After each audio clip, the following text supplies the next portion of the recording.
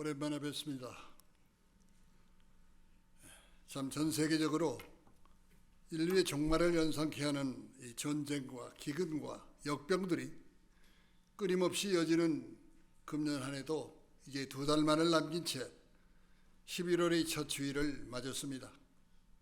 사랑하는 성도 여러분, 그러나 우리 늘푸른 동산교회는 하나님의 주권적인 절대적인 은혜의 축복 속에서 모든 생활의 승리를 가져올 줄 확신하면서 하나님 앞에 먼저 감사와 찬송과 영광을 돌립니다.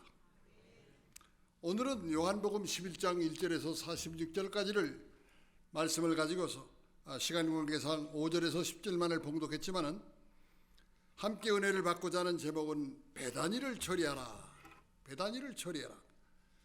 베다니의 뜻은 여러분이 잘 아시는 대로 괴로움의 집이라는 말입니다. 또 나사로의 뜻은 하나님의 도움입니다. 그렇기 때문에 여러분들의 가정과 직장과 사업에 그리고 우리 늘푸른 동산교회에서 베다니를 처리하면 되겠습니다. 그 처리의 가능성이 뭐냐? 나사로, 즉 하나님의 도움만 있으면 괴로움은 처리가 된다는 것을 믿으시기 바랍니다. 괴로움을 처리하는 데 있어서 우리는 먼저 잠언 16장 20절 말씀을 유의해야겠습니다. 그 말씀 보면은 삼가 말씀에 주의하는 자는 좋은 것을 얻나니 여호와를 의지하는 자가 복이 있느니라 했습니다. 그 말씀자 옆에 보게 되면은 아라비아 숫자 4라고 하는 글자가 써 있는데 그 하단의 해석을 보면은 일을 처리하는 자, 말씀으로 일을 처리하는 자라고 했습니다. 그러므로 여러분들이 어떠한 어둠의 상황 속에서도 마음이 답답하고 견딜 수 없는 참 그런 상황 속에도 죽을 수밖에 없는 괴로움의 상황 속에서라도 신령한 나사로, 다시 말하면 절대적인 하나님의 도움만 있으면 만사 형통의 복을 받을 줄 믿습니다. 반드시 괴로움의 베다니는 도망가게 될 것입니다. 성도 여러분, 예수 그리스도께서 다니셨던 저 팔레스타인 지방은 이 땅의 역사가 계속되는 한 항상 우리가 잊어버리거나 참 지워버릴 수 없는 수다한 많은 소식들의 근거가 되고 있습니다. 베들레헴이나 나사렛, 가버나움, 갈릴리, 수가성, 베데스다, 갈릴리 가나, 디베리아 언덕, 실로암, 나인성, 벳바게, 그리고 겟세마네 동산, 감람산, 예루살렘, 골고다, 이렇게 잊을 수 없는 지명들이 예수 그리스도의 복음과 함께 계속되고 있지 않습니까? 이 모든 이름들은 주님의 고난의 계곡들이요, 눈물의 골짜기요, 사망의 처소들입니다. 그 중에서도 오늘 같이 상고할 여기 베다니 마을도 유득히도 인상 깊은 신망의 믿음과 소망과 사랑의 처소가 아니겠습니까? 오늘 본문인 요한복음 11장 18절 말씀 볼 때 베다니는 예루살렘에서 한 5리쯤 떨어진 촌, 시골이라고 했습니다. 거기에 병든 친구 나사로와 그의 누이 마르다와 마리아가 살던 곳이라고 말씀하고 있습니다. 예수 그리스도께서 고난받으시기 전에 매일 밤 그곳에 유숙하시면서 마지막 이 세상의 장막 생활을 치르셨던 곳이라고 마태이 21장 17절에는 기록하고 있습니다. 우리가 아는 대로 성경에 나타난 지명들은 그 고유한 뜻을 갖고 있습니다. 예를 들면 베델은 하나님의 집입니다. 베들레헴은 떡집이고 베데스다는 자비의 집입니다. 이러한 밝은 뜻을 갖고 있는 지명에 비해서 베단이라고 하는 지명은 괴로움의 집, 고난의 집이라고 하는 뜻을 가짐으로써 상당히 답답하고 참 무겁고 어두운 장면을 드러내고 있지 않습니까? 그러니까 나사로의 뜻이 하나님의 도움이라면 베다니에 사는 나사로라 하는 의미는 괴로움의 집에서의 하나님의 도움이란 그러한 말씀이 되겠습니다. 이러한 괴로움의 집, 고난의 집에서 영광의 우리 주님께서 잡수시고 주무셨다고 하니 주님이 대속사역에 참 알맞는 그러한 이름을 나타내고 있지 않습니까? 오늘 우리 늘푸른 동산교회 성도들도 이 세상이라고 하는 배달이 괴로움의 집에 살고 있는 자들이 아니겠습니까? 그러나 여러분들은 신령한 나사로가 되기 때문에 절대적인 하나님의 도움만 있으면 모든 어둠과 괴로움의 역사가 끝장이 날 줄로 믿습니다. 첫째로 베다니의 괴로움의 상황이 무엇입니까? 요한복음 11장 1절 말씀 볼 때 병이 들었다는 말이 있습니다. 어떤 병든 자가 있으니 베다니에 사는 나사로라 그랬죠.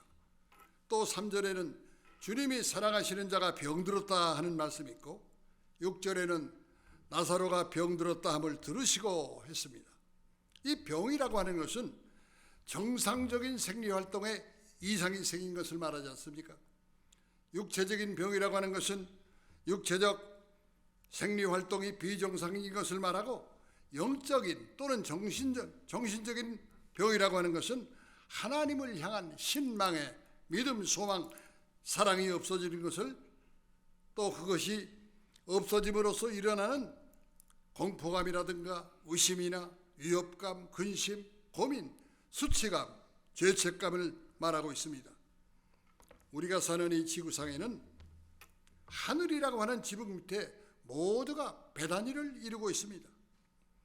이루 헤아릴 수 없는 영육간의 병으로 심한 통증을 자아내고 있는 그런 실상이 아니겠습니까? 이 세상은 영육의 병으로 충만합니다. 육체적으로는 그 기능과 활동이 마비되고 영적으로는 이 세상이 비정상으로 움직이고 있지 않습니까? 이 병 때문에 괴로움을 집에 이루고 있다는 것입니다. 이 병 때문에 아파하고 상하고 신음하고 괴로워하고 눈물을 흘리고 있지 않습니까?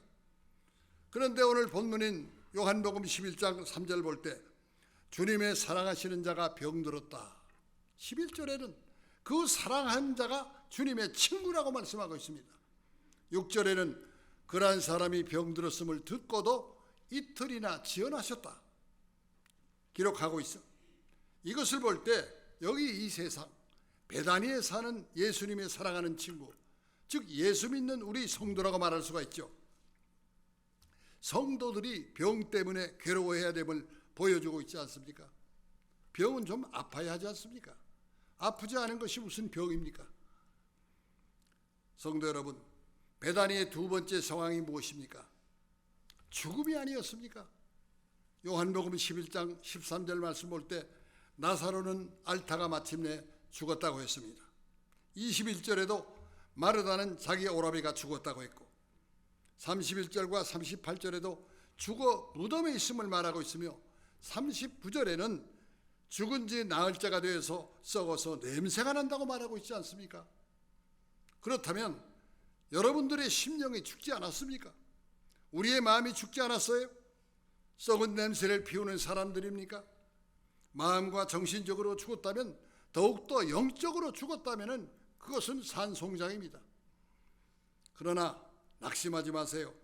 오늘 본문 말씀 볼 때 예수님의 사랑하는 친구 나사로가 병들어 죽어버렸다고 말씀하고 있습니다.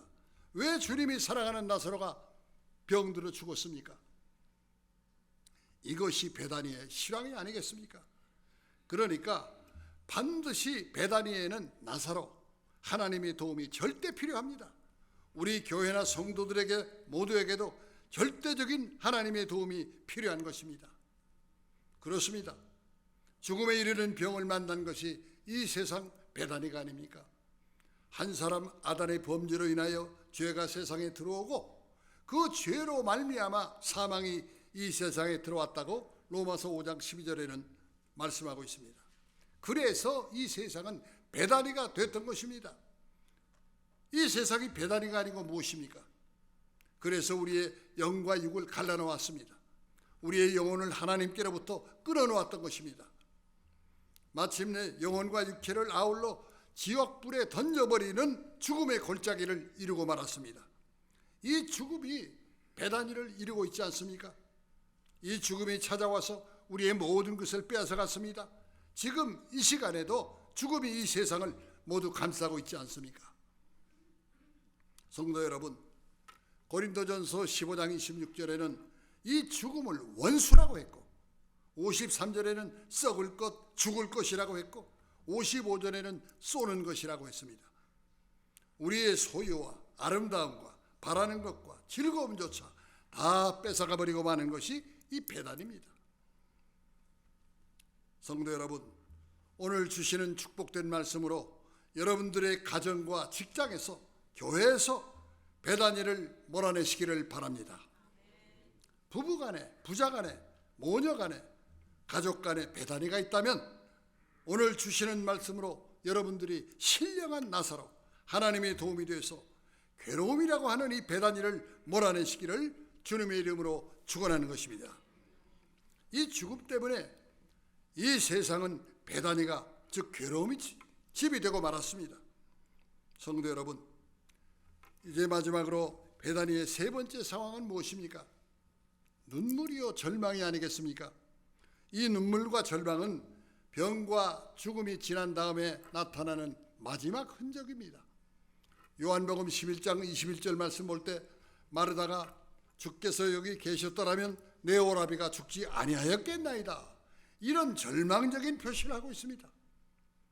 32절에 마리아도 역시 같은 말을 했습니다. 39절에는 죽은 지 이미 나흘이 되어 냄새가 난다고 했습니다.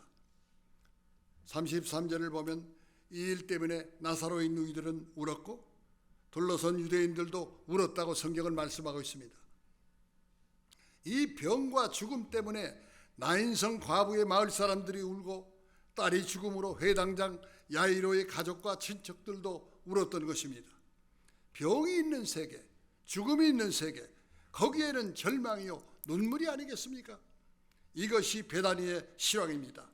이것 때문에 세상은 배단위를 이루고 있는 것입니다. 성도 여러분, 여러분들이 신앙생활을 한다고 하면서 진정 마음 가운데 남이 알지 못하는 배단위가 있습니까? 배단위는 괴로움의 집이라는 뜻입니다. 오늘 주시는 말씀으로 우리 성도 모두가 하나님의 도움이 되는 신령한 나사로가 되시기를 바랍니다. 우리는 살아야만 되겠습니다. 우리는 복의 복을 받아야만 되겠습니다. 성도 여러분, 배단위를 처리합시다. 어떤 분은 이 괴로움을 원망합니다. 자기 자신을 알지 못하고 남을 원망만 해. 그 원망으로 처리가 됩니까? 또 하나님을 향해서 원망하고 사람을 향해서 원망합니다. 또 의심하고 낙심하고 또는 자기를 바라보고 자기를 믿고 자기를 의지합니다. 이건 운명이야, 이렇게 체념하는 사람도 있습니다. 이 배단위, 괴로움의 집을 비관하고 염세에 자살하는 사람이 이 땅에 얼마나 많습니까? 어떤 자는 배단위, 이 괴로움의 집을 폭력으로, 무력으로 해결하려고 하고, 또 어떤 자는 돈으로, 어떤 자는 자기의 얕은 꾀로. 그러나 처리가 되겠습니까? 배단위에는 나사로가 있어야만 합니다. 우리 교회에 신령한 나사로가 있으면 모든 문제가 해결되고, 여러분의 가정과 사업에, 학생은 학교에 나사로가 있으면 되겠습니다. 왜냐? 하나님의 도움이 필요하지 않습니까? 그러므로 이 괴로움의 집을 하나님의 도움이라고 하는 절대 신앙으로 처리해야 할 줄로 믿습니다. 우리가 믿는 하나님은 사랑의 하나님이 아니겠습니까?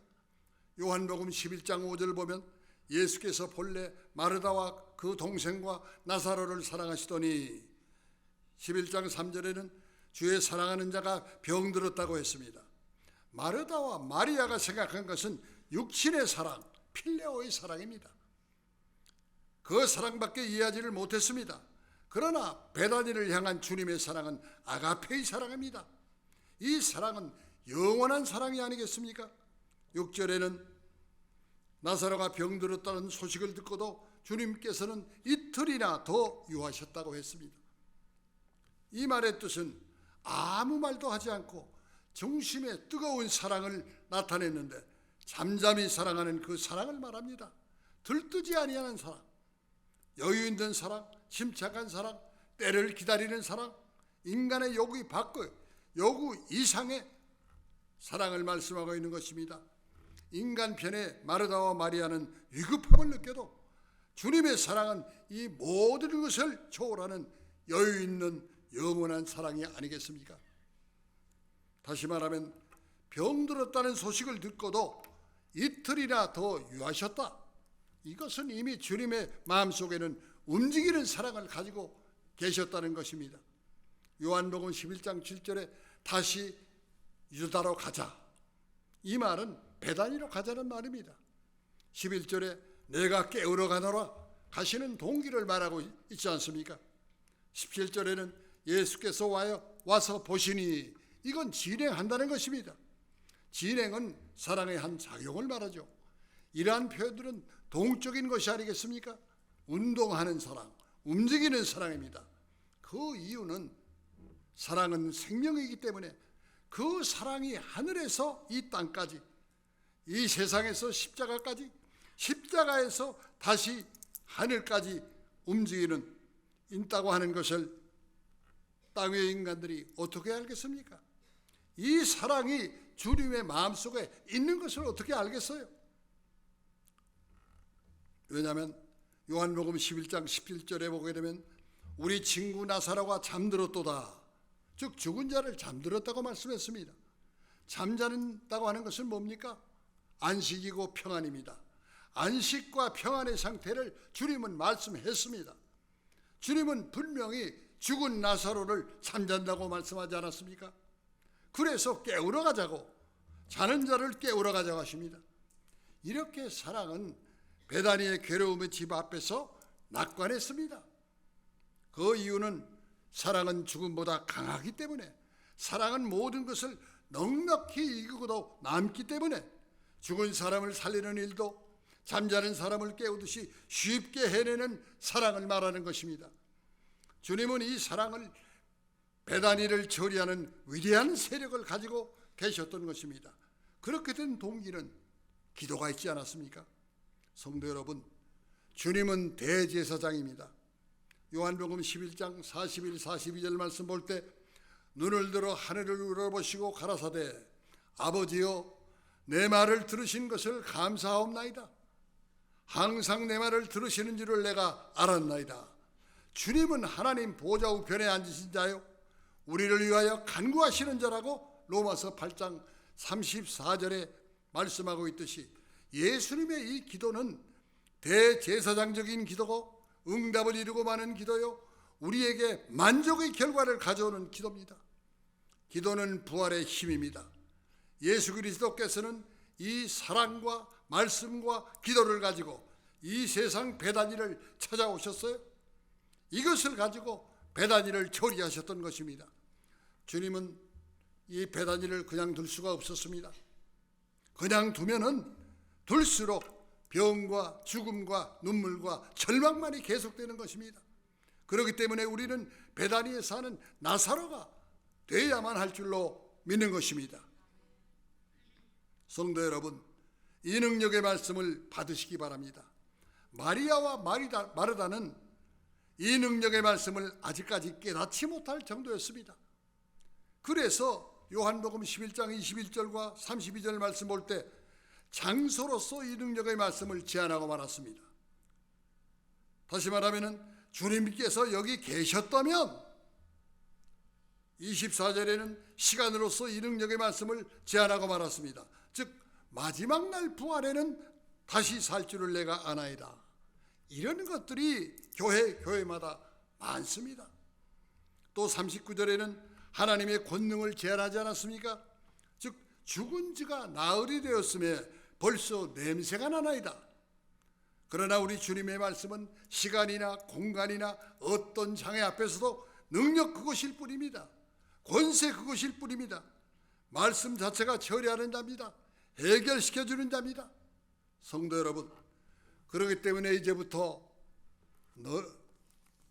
우리가 살 때에 말씀을 앞장 세워서 사시기 바랍니다.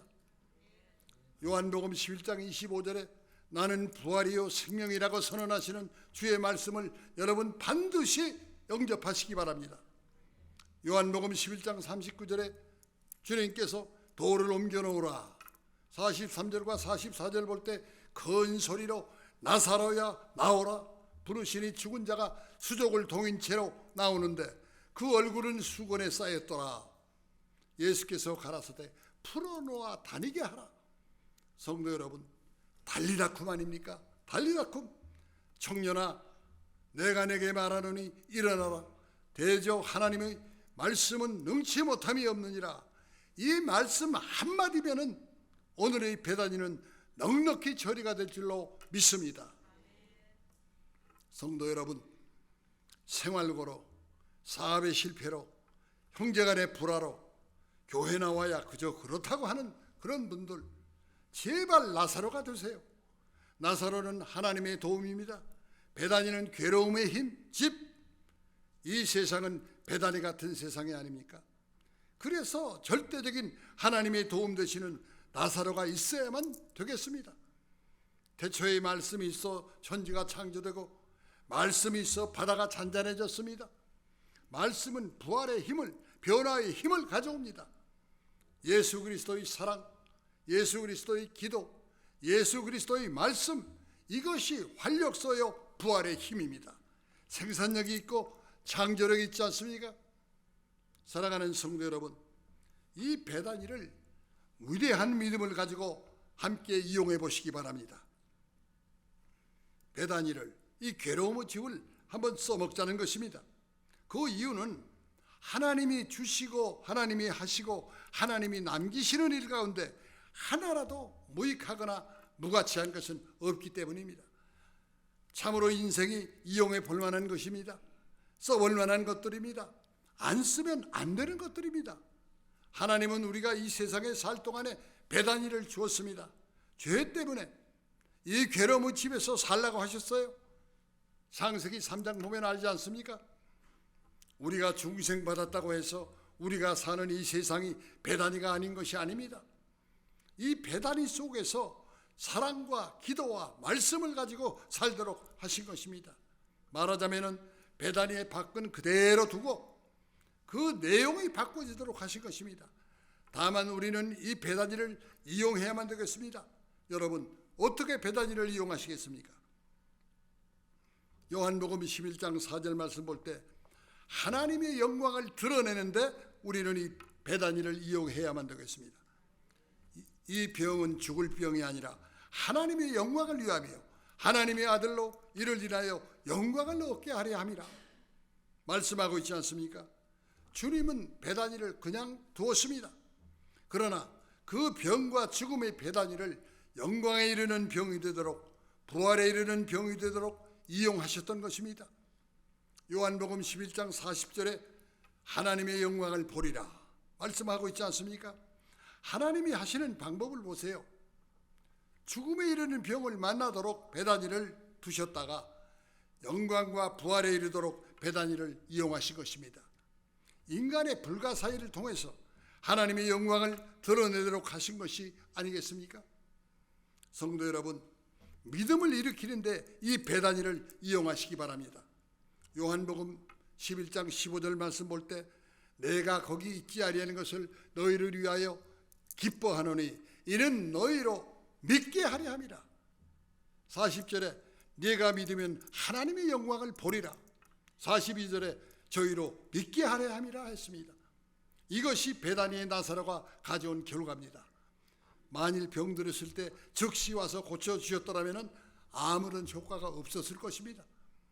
부활의 믿음을 가지도록 하는데 우리 주님께서는 베다니를 이용하지 않았습니까? 죽어서 썩음에 이르도록 두었던 결과 인생이나 혈육은 참으로 믿지 못할 것인 줄을 알게 되고 주님만, 그 부활의 능력만 믿을 수 있다고 하는 것을 알게 하셨던 것입니다. 성도 여러분, 우리를 부른 동산교회를 위해서 헌신하고 봉사, 충성하는 기회를 이 베다니를 통해서 우리는 모두 이용하시기를 바랍니다. 본문인 요한복음 11장 1절 이하 3절을 다시 똑똑히 보세요. 베다니는 괴로움의 집이 아닙니까? 그러나 이제 잔치하는 집으로 여러분이 만드시기 바랍니다. 잔치는 기쁨이요 즐거움입니다. 저들은 주님을 위해서 잔치했습니다. 베다니의 외모는 그대로 있어도 베다니의 내부는 변했던 것입니다. 잔치로 변했습니다. 기쁨으로 변했고 소망으로 변했습니다. 마르다는 음식을 만들지 않았습니까? 죽었던 나사로가 살아나서 예수님을 모시지 않았습니까? 마리아는 향유를 주님 머리에 붙지 않았습니까? 참으로 값 있는 헌신과 봉사와 충성의 향기가 거룩한 잔치집이 됐습니다.